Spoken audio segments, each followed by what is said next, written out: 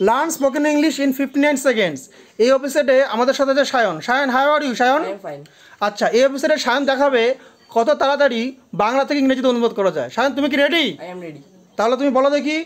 আমি বাড়ি যাই। I go to house. সে বাড়ি যায়। He goes to house. তারা বাড়ি যায়। They go to house. আমরা বাড়ি যাই। We go to house. এগুলো কোন টেন্সে ছিল? প্রেজেন্ট। Present infinite tense. বাহ।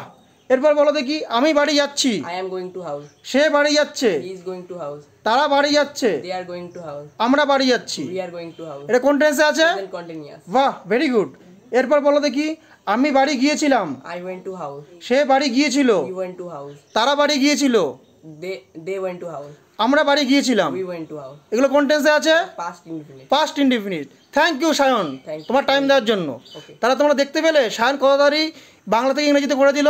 তোমরা যদি শিখতে চাও তাহলে আমাদের সাথে যোগাযোগ করো। কোথায়? আলোক দিশা স্টাডি সেন্টারে।